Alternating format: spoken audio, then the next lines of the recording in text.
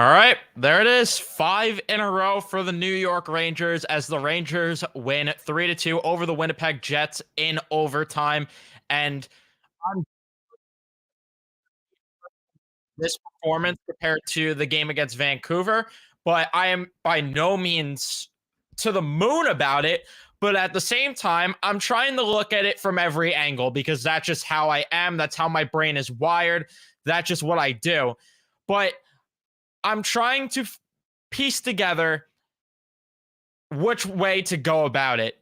Because on one hand, I'm slightly annoyed, to be honest, in terms of the offensive play. The forechecking is just non existent. It was lazy and it just didn't have any life at all. I mean, I thought the offense was just putrid in this game, if we're being completely honest. And it was like that in Vancouver as well. So that's the thing that I'm worried about. But then there's the part of me that's like, okay, they're tired. It's the end of a road trip, a very long road trip, which, by the way, this is the first time the New York Rangers have ever swept a 5-game road trip. So that's a huge win right there. So that you'll take. But because here's the thing, here's where I'm also trying to look at it from the positive perspective. Before the season started, I looked at the Rangers schedule and I thought, man, October is going to suck. I thought for sure this team was going to be not dead in the water in October, but I thought this team was going to be behind the 8 ball potentially in October, and they were going to put themselves in a bad spot to end up being in a comfortable spot in the standings. I figured when I looked, it was how many games? I don't know why I said how many games. It's obviously the 9th game. I titled the video, the stream, whatever, but 9 games. I looked at 9 games and I'm like, okay, my guess is they'll be 5-4 by the end of it.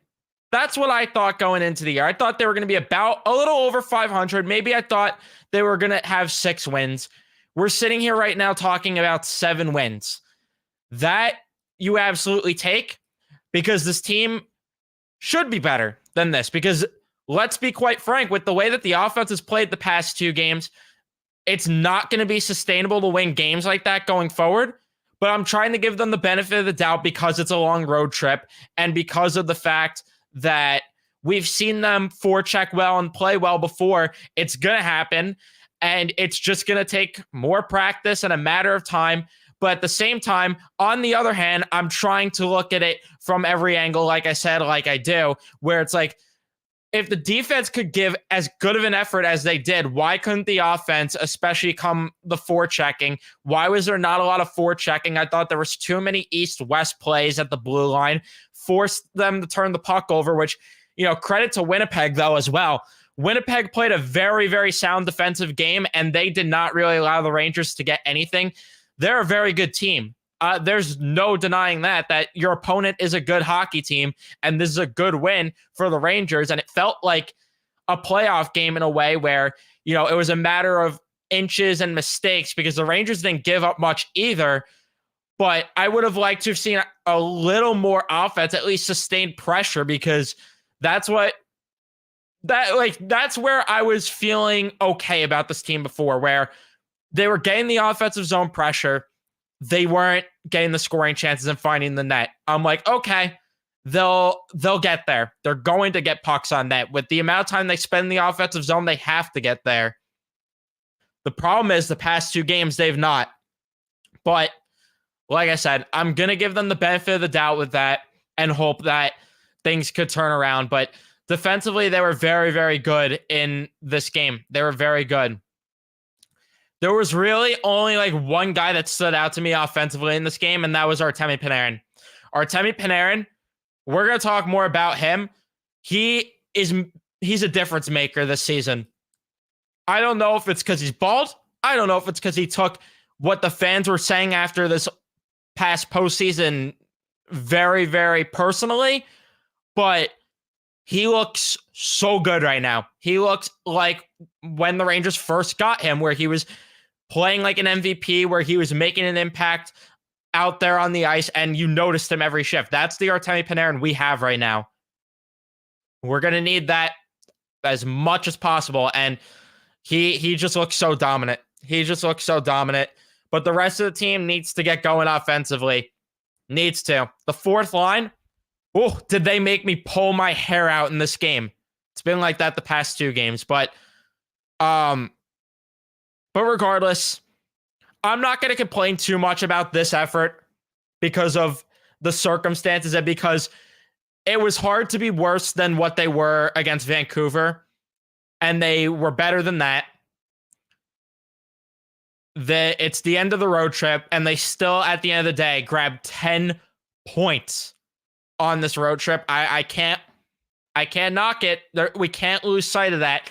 And it's crazy because this team could very, very, very easily be 8-1 right now. That game against Columbus very easily could have went the Rangers' way. Nashville, they laid an egg.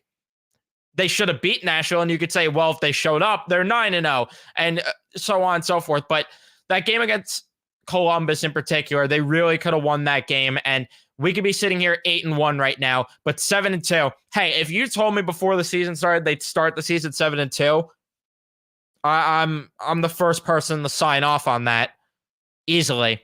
So we'll absolutely take that. And now they come home to play Carolina, who's starting to heat up too. So that's going to be a tough game. It looks like the standings are starting to form a bit how we thought it was going to be going into the season, where Carolina's sneaking at the top. New Jersey's still up there. The Islanders, I don't know what happened to them. They had a 2-0 lead, and then they blew it to the Detroit Red Wings. That's not a good look. Washington might linger around. Pittsburgh, they're the team that's really like disappointing thus far, but Philly's trickling down. Columbus towards the bottom. So things are starting to shake out, and we're going to know more by November. Like, that's the other thing too. I can't really assess that this is who the Rangers are until we have enough information on that. We're 9 games in. I'm not going to say this is who they are, but yeah, we need to, at the very least, see a little bit better from the forwards. That's just my opinion, though, on that. But I get it. The schedule is not easy because now they come home to play Carolina, and then they go back on the road to play Minnesota. But then this is where you really got to regain your bodies and everything. You get 2 days off, and then you have a 3-game homestand with a couple of off days. And then they really have time to get those bodies in check as they have 5 days off. I'm hoping that doesn't mess with them in any way. And, it's too long of a break, but I digress. But let's talk about the game more because I really haven't got in depth with the way that this game went. First period, Lowry turned the puck over. Lafreniere had a chance alone. He fired high on the net. That was another thing that annoyed me. This game could have easily been avoidable of going to overtime if Lafreniere and Kakko were able to hit the net. It's just infuriating me that with those two, especially Kakko definitely infuriated me in this game. Coley almost popped one in front of the net. Schneider had a good play in the neutral zone. And I'm like, okay.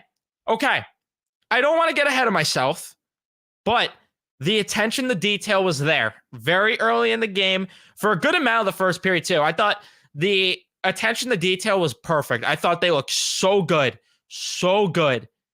making little plays. Like you had Lafreniere making a good effort on the back check. Kreider had a good play on a forecheck there. And I thought, okay, we're looking good. I thought they looked great in the neutral zone, which that was definitely a big reason as to why the first period ended up being the way it was. But I thought they had a very, very good effort there for the majority of the first period, at least in the neutral zone. They ended up losing that type of play, unfortunately.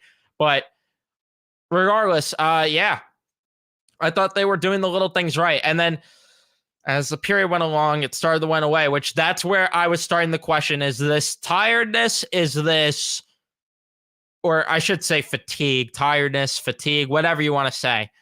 Is it fatigue or is this just a problem? But Igor made his best save of the night on Dylan. It wasn't that really high danger of a chance, but still his best save. The second line I thought the second line, it's funny because I thought they were the worst line at the first few minutes into the game. That obviously ended up doing a complete 180. But yeah, they had a couple of shifts where they spent too much time in the D zone, but that ended up being a theme throughout the game. That's the unfortunate part. But because they started getting pinned in the D zone way too much. Igor was getting tested. There was not a lot of crazy opportunities, but still, Kakko then gets a breakaway off of a nice feed from Kreider in the neutral zone. Fires wide on the backhand on a breakaway. Come on, dude. Come on. But thankfully, it doesn't matter. The Rangers end up making it 1-0. Beautiful forecheck there. Notice how they get in on the forecheck and it works out. Great forecheck by Filipino. They move the puck around, zipping it around. Keandre Miller to Jacob Trouba. Jacob Trouba, the slap pass right to Artemi Panarin. Happy birthday to him. He ends up tipping it in and making it a 1-0 game as he is on how many? What is this? 9 point? A 9 point streak, or a 9-game point streak? Has he got a point in every game? Could be. He's on some sort of point streak right now. That's all I know. But regardless, that makes it 1-0. Miller then with a nice play in the defensive zone to break up a scoring chance, but Winnipeg would break through pretty much a minute later as David Gustafsson ends up tapping one in. Wheeler. Oh my God. Terrible turnover by Blake Wheeler. He's trying to make, I don't even know what he's trying to do to Perfetti there on the back check, but Lindgren was puck watching. Gustafsson ends up burying it.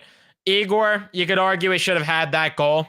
He probably should have, which is weird because Igor did not, I don't think, we'll know more when Valley puts out the stats, but I don't think that those were one of the high danger chances at all. It felt like he didn't let in the high danger chances, but instead some of the bad chances that Winnipeg ended up getting. But regardless, I wasn't to the moon about that first period, but I was content.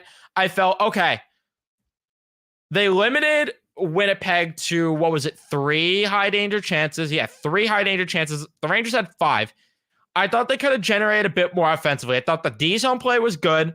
I thought the neutral zone play was very good, but they lost it throughout the period, which was the problem and which is what caused Winnipeg to start getting chances. But I'm like, okay, we could work with this. Let's carry this type of play in the second period, but let's get back to, some better play in the neutral zone. And that's really going to hurt Winnipeg, and that's going to get the Rangers to win this game.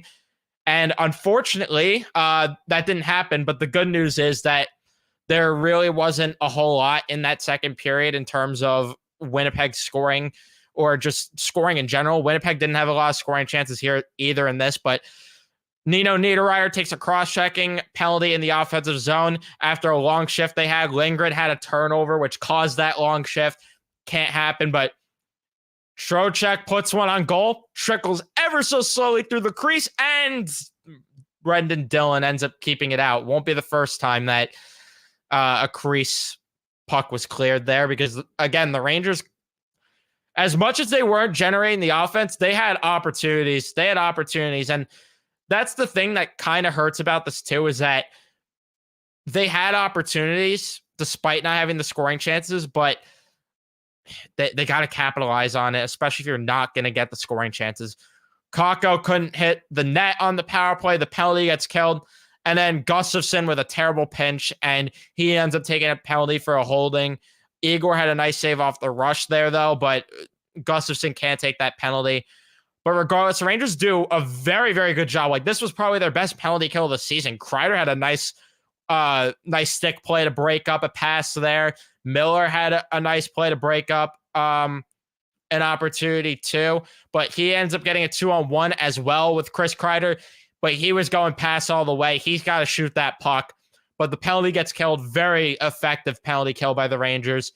Hedl then with a nice feed to Lafreniere, who got a nice backhander, but got stopped by Hellebuyck. Trouba had a great shift, but the first line, again, just pinned in their own end way too much. Hellebuyck had a nice save on Panarin. That was probably a high danger chance if I had to guess. He got the toe over on that one. Panarin had a wide open cage. If he lifts the puck a bit, that goes in. But regardless, still a great shot by him. But yeah, that ended up being saved. Fox with a good block on a Pionk shot.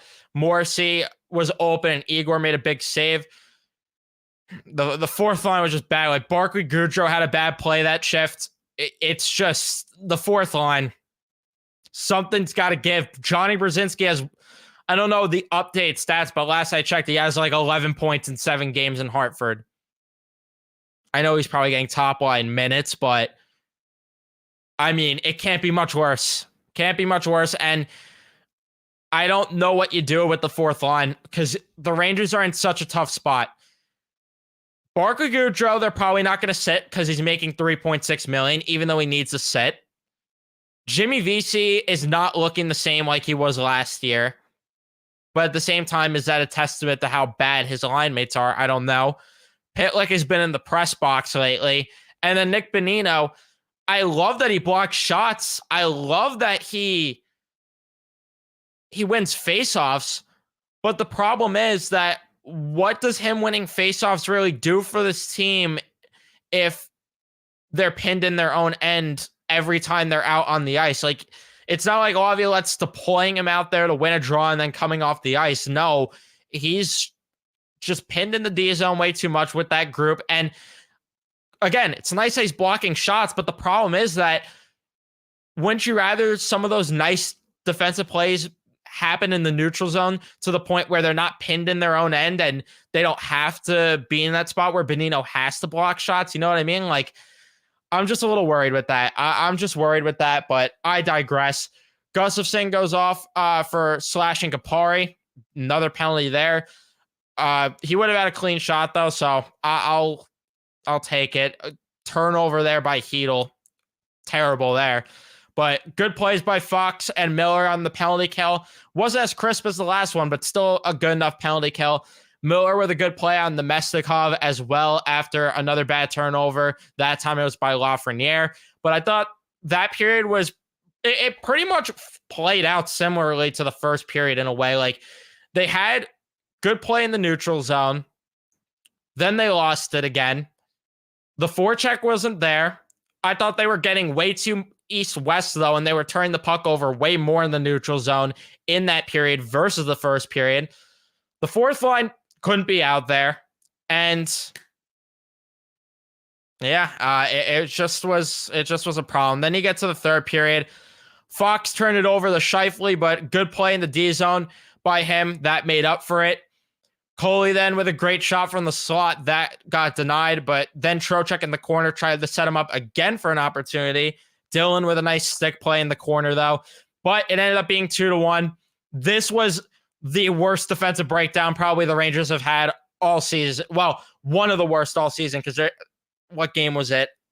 Why am I forgetting which game it was? There was one that was worse, but this is arguably the worst that resulted in a goal. Braden Schneider with a terrible pinch. And then the puck comes the other way. And Winnipeg scores off the rush. Schneider, he gets lucky because there was time for him to recover and make up on the play. But instead, he's running around the D zone like a headless chicken. Gustafsson's behind the net. He decides to run behind the net. And then, for whatever reason, none of the forwards decided they wanted the back check. And that was the first line out there, if I'm not mistaken. And then Nikolai Ehlers wraps it around and in. Igor probably should have had that. It was slid under his pads, but at the same time, what is Schneider doing? Why are the forwards not back checking? So, I don't know. That was a bad defensive breakdown. As good as the Rangers were defensively in this game, that was a inexcusable breakdown. Inexcusable. Panarin had a bad turnover then. He made up for it. Lowry interferes with Mika. I thought they weren't going to call it at first, but thankfully they did. That gives them a power play. And I was begging. I was begging for him to score, and nope. Panarin fired one on. Trocheck missed the rebound and was loose in the crease, and yet again, Dylan clears it. So, like I said before, there was going to be a mention about a crease puck, and there it was. Dylan then goes off for a boarding penalty. I thought the hit was very scummy, but I digress. That was on Coley, I think, that hit, if I'm not mistaken. But Mika couldn't get a good enough shot off from a Kreider feed, but the Rangers thankfully end up scoring as Artemi Panarin gives it to Adam Fox. Adam Fox fires it on goal, and who else but Christopher James Kreider would tip it in. He didn't have the best game, but you take that goal and you run with it. That ties the game up at 2. Igor then robs Kyle Connor, who got in all alone in front because Trouba and Miller, terrible defensive play there. They start puck watching, start chasing guys around. And then the fourth line goes out again. Another horrible shift. And I said it here. I tweeted it, which follow me on Twitter if you aren't already. They needed to be glued to the bench.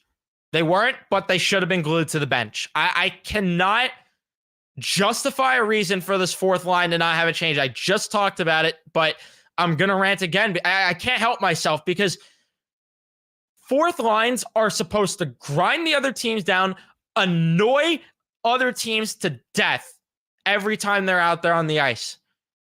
I don't think this fourth line does that. I think if anything, you got guys on the opposing bench. Every time the fourth line's out there, they're drooling, they're salivating, their mouths are foamed up. I couldn't think of the expression there for whatever reason, but they're foaming at the mouth. That's the expression. I don't know why I couldn't think of that, but they are dying to get out there, hop over the boards, and get out there to go against this fourth line.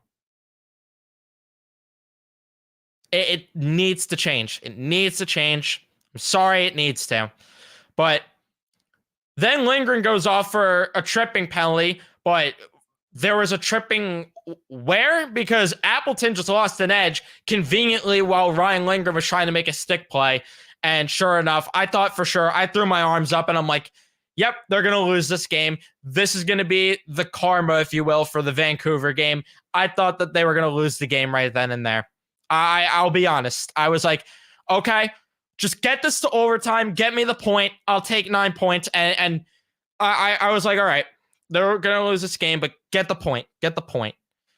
But the third period was vomit-worthy stuff. In terms of the offense, like 4 high-danger chances against isn't the worst, but the Rangers had no high-danger chances that period. They had one in the period before. 35% Corsi. Ugh. I want to vomit. Shots were 6-5 in the third in favor of the Rangers somehow, but did not feel like they had 6 shots. Anyway, I was 10-10 in the first, 9-9 in the second. And then overtime. Winnipeg had all the chances off that power play, but Igor Shesterkin just huge stops, made a huge stop on Connor, huge on Morrissey. Fox had a terrible overtime. He just gave the puck away. Winnipeg kept getting chances, but they end up killing off the penalty, and it ends up being 3-on-3. And thank you. Artemi Panarin creates space, opens the ice after Miller feeds him, and Mika Zibanejad, he ends up firing it home on the open cage. I don't know how he drew. I forgot who it was that he drew over to him there that was covering Mika before, but he drew the defender over or forward, whoever it was. But regardless, he was a defender in that moment. So he drew him over towards him, and it was just set up beautifully. 3-2 win. I'll take it. I'll take it. According to the analytics, the Rangers outplayed Winnipeg somehow. 5v5 expected goals. It says 1.3 for the Rangers, 1.2 for Winnipeg. In all situations, 2.4 for the Rangers, 2.1 for Winnipeg there. And then I want to see the natural stat trick forward lines. What was the Corsi for the fourth line in this game?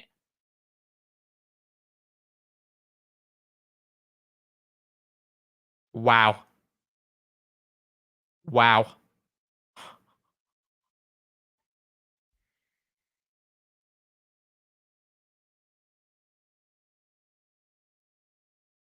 Well,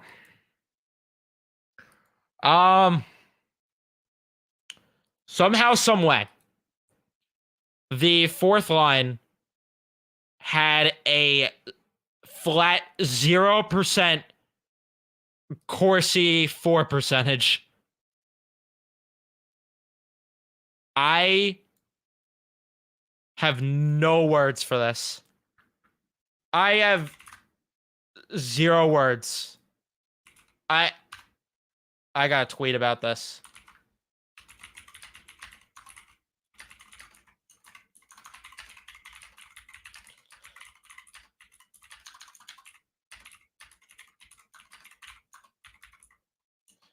That's inexcusable. I've had it with this fourth line. I've had it. I know I've said before that, hey, if your biggest problem is the fourth line, you're in a good spot, but holy crap, dude. Like, that's vomit worthy stuff. That's disgusting. 0% Corsi. Oh, that hit me. That really hit me. I want to vomit. You're telling me they had no offensive zone time. Wow. This might be worse than I thought.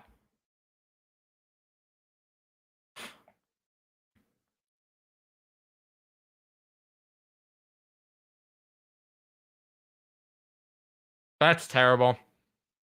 That's terrible. Well, anyway, to get back on a lighter note, yeah, you grab the win. The fourth line, though, I'm fuming about that fourth line. But regardless, you get the win. The charts, what do the charts say too? Panarin was the best player. I backed that up. A lot of guys not a positive offensively. The second line was that, I believe. The second line was easily the best forward line, especially Panarin. Panarin was easily the best player. But the rest of it, like, no offense. But the defense was good outside of Blake Wheeler, who was a negative defensively.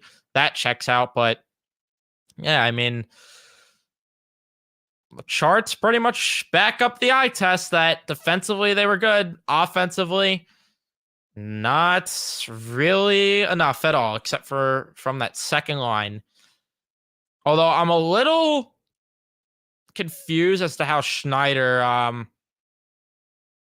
is that far in the blue in terms of the defensive side of things. I didn't think he had the best game defensively, but I digress. But yeah, let's get to chat. I have 19 Twitter notifications. Wow, this is crazy.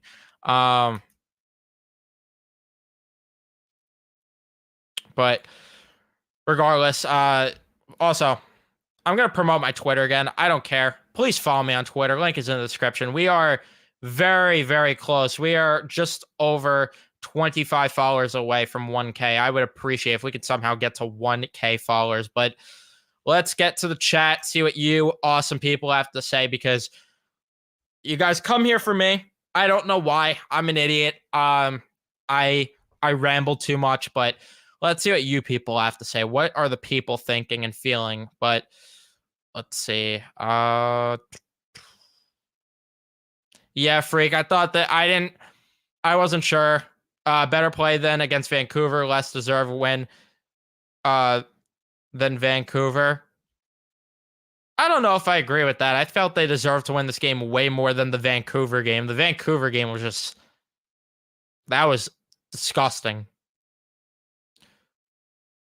Overall, good game for the boys. How good has Coley looked? Points aside, he just looks like a natural out there. He gets it. I'm excited for his future. I'm with you, RVA. I like Coley's game so far, and I think that's being very underappreciated because of the fact that that third line is just really not getting the scoring chances that they would if they actually had a offensive type player on that line. Patrick Kane. But no, I think that he's been really, really underappreciated. And I think that come the deadline too, if he could be like, I think he would fit the fourth line perfectly. I think he would fit the fourth line perfectly, but I don't know how much they're going to mess with things.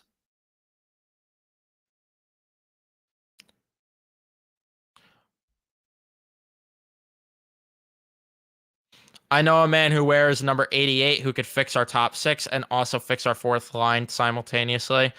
I think I know that guy too, but Apparently, we don't want him, right? Not a great performance tonight, but just got the W in the end. While this was a great road trip, the problems are repeating itself, not creating enough chances, fourth line being ineffective as well. Bingo, Matt. Bingo. Yeah.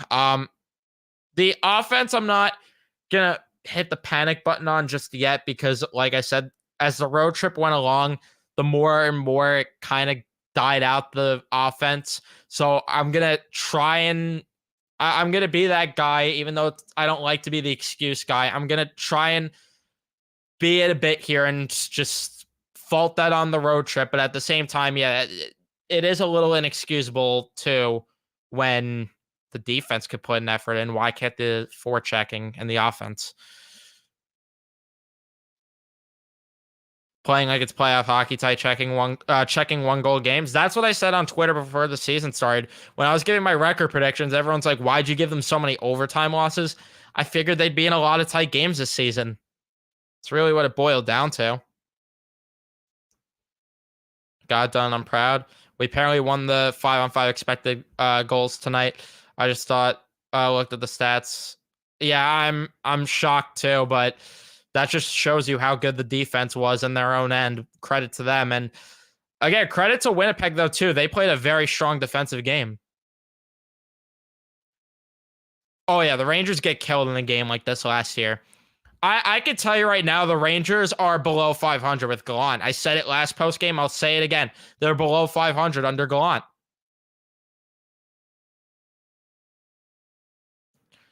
I agree that they started to lose the neutral zone too as the game went along, Matt. I agree.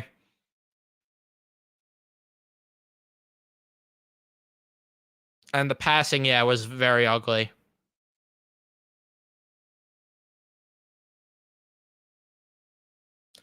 Yeah, if Kako and Lav convert, yeah, we're not talking about overtime.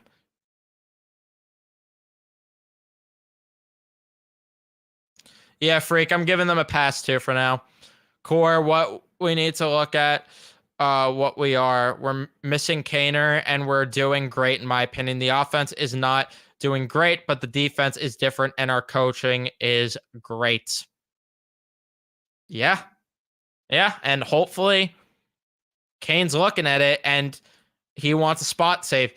I don't see a rhyme or reason outside of a team not wanting Barclay Goodrow. I don't see a rhyme or reason how anyone could justify keeping Barclay Goodrow around versus trading him and bringing back 88. I just don't see it. But he kills penalties. Okay. He's not on the top penalty killing unit. And I am more than comfortable with putting other guys on the penalty kill. You still have a lot of good guys that kill penalties for you. You have Kreider, you have Zibanejad, you have Benino. Pitlick will get in games. VC could kill penalties. Who am I forgetting as well? Trocheck could kill penalties. Like you're Jack Harlow here. You have options. The only problem is that Trocheck takes a lot of penalties, but he didn't tonight. I didn't have to fire off the Gamely tweet tonight about him.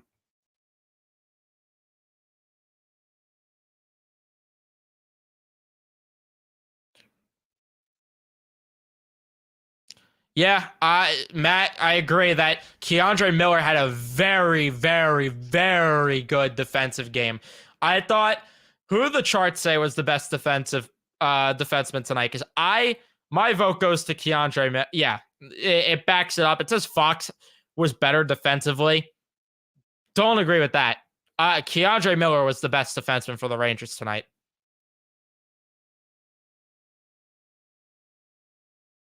I agree. The first line does need a change. Yep. Wheeler yet again. Not scoring. A lot of people said that to me. They're like, the zit Wheeler's potting his first tonight with returning back to his old stomping grounds. Well, sort of, because his original stomping grounds are technically in Atlanta, but regardless, you get my point.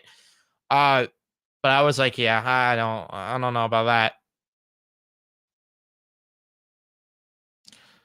Yeah, Kako, his willingness to to win board battles is concerning, and his puck possession doesn't look the way it did in the preseason, which is concerning too.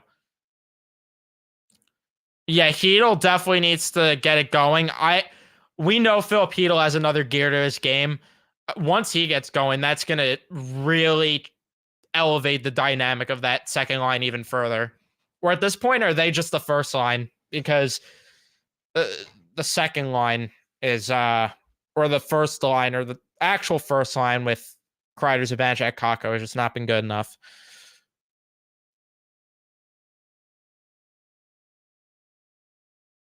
I agree, Matt, that yeah, it's going to be nice when they start spanking teams, but this definitely wasn't a bad team. Winnipeg is good.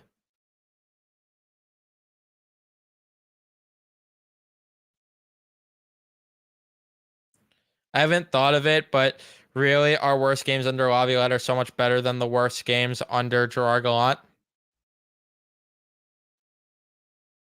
I mean, I mean, I couldn't agree more, and that's what I was saying. That's what I was saying.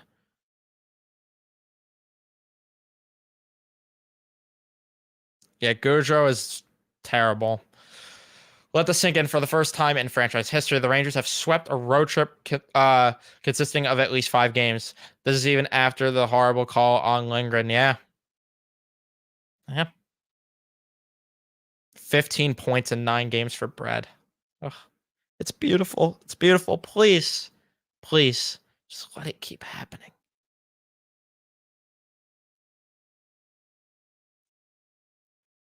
Um, I'd say it's a mix of both Rocco. I really love how much more attention to detail this team has played so far, at the very least, when it comes to defense. And you got to test a lot of that to Laviolette. But the players get credit for buying in. Players get credit for buying in, but Laviolette is pushing the right buttons right now, and you got to hope that he even takes it a step further and gets his team to start dominating offensively too.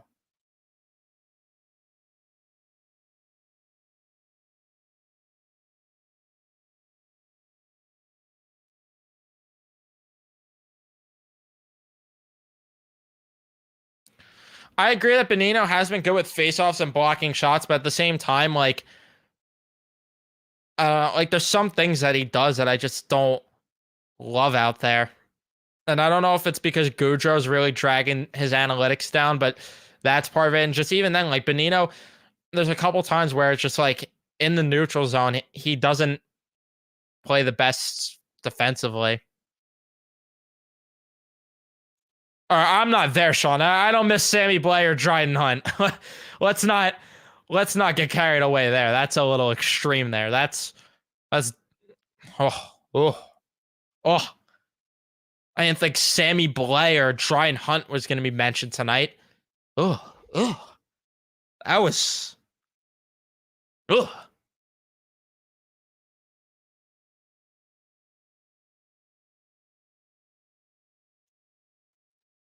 I agree. Yeah, NYR for life. Uh, definitely difficult with the road trip. Go back home and rest up. Yeah. Actually, they played on 3 different time zones throughout the road trip. They played on Pacific time. Then they played on Mountain time. Then they went back to Pacific time. And then they played on. No, I'm getting it messed up. I think I'm getting it messed up. No, I'm not. Yeah, Pacific time, because I'm forgetting. Yeah, the 2 in Alberta, Mountain time. And then they went back to Pacific time. And then they went to Central time against Winnipeg.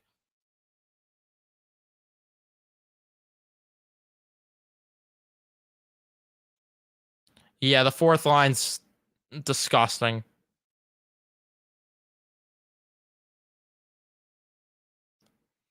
I wouldn't say I'm getting those 20, 21, 22 vibes with this team because the team's better defensively than that team ever was. Like, you have to remember that was strictly Igor standing on his head.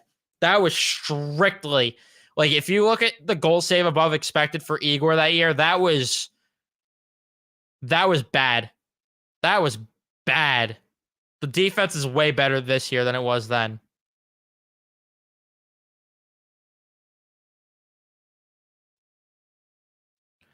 Shout out to Jake. Shout out to Jake from Peg City Hockey. Appreciate you stopping in. And yeah, good game tonight. Your Jets are good. Like, I thought the Jets played so good. I thought they played a great defensive game. I really did. The offense definitely could have got more on it, but the Rangers are also just playing very good defensively right now. If you guys want to watch a Winnipeg Jets perspective of the post game of this, go check out Peg City Hockey. He covers the Jets heavily. He's a real one. He's great. Let's see. What else do we have in chat? Love it if Othman replaced Wheeler. Yeah, that would be. I would take anyone over Blake Wheeler right now. He's a negative for this team. He's truly a negative for this team.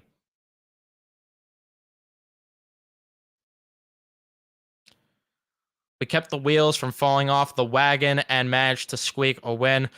Hopefully, a night's sleep in their own bed does them good. Yeah, hopefully. Yeah, that second line has been dominant. Yeah.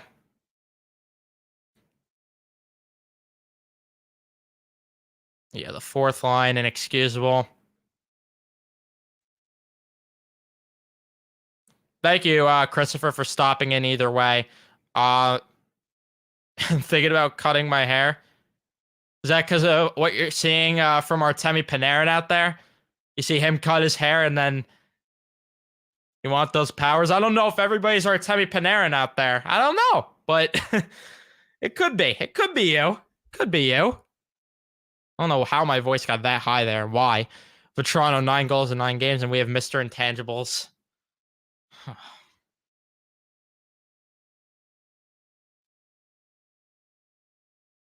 I know Panarin takes a lot of heat, but really, what line mates has he had that elevate him? He's well over a point per game, and he don't laugh for the best line mates he's had in New York. Fair, but at the same time, playoff wise, like he's visually just not been a factor, and that's the unfortunate part. But let's see if he changes the narrative. It starts now. It starts this season. And if he could turn things around and have a big postseason, that's going to completely change the narrative around him. And that's going to change the narrative around this team. Because if he has another poor playoffs, that's going to be where we have problems. That's where it's going to be questions. And this team's not going to go far. This team, it can't be the way that it is where they go as far as Panarin takes them, but he's the guy where it's like if he's on and making a difference, this team could do a lot more damage than they otherwise would. I think I'm stating the obvious there, but regardless. Bonino would be a great piece on a good fourth line. The only bad thing is the fourth line sucks. Yeah. And I don't know how much longer they wait around until they give other guys a chance. Like, even Belzile and Nash are doing good in Hartford right now. There's got to be a point where something gives and they make a change. Remember when Gallant would play Goudreau in the top 6? What a buffoon Gallant was. Blake Wheeler would be in the top 6 right now if Gerard Gallant was behind the bench. Like, come on. We all know this, right?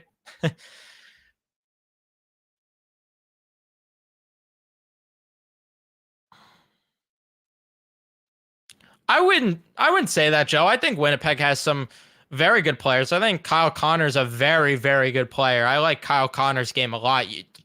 The way he was buzzing in this game, I thought for sure he was going to do damage. But thankfully, the Rangers kept him off the sheet there tonight.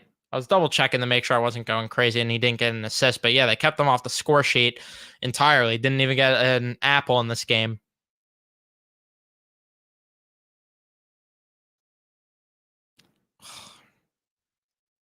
What are we doing tonight? Come on. We win 5 in a row. We sweep a road trip. And we're mentioning Dryden Hunt, Sammy Blais, and Ryan Strome. Come on. Come on. Let's not do that. Don't do that to me.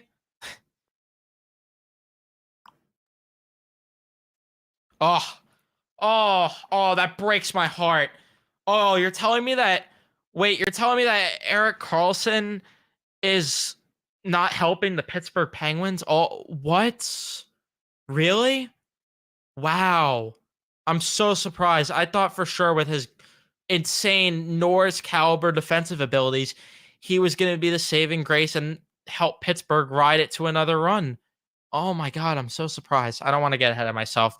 We're a few games in, but it's hard to not dunk on Pittsburgh when things don't go right, especially when all offseason I screamed it that Erik Karlsson was not the piece they needed. But hey, I won't complain if Pittsburgh sucks this year. I'm the last guy complaining.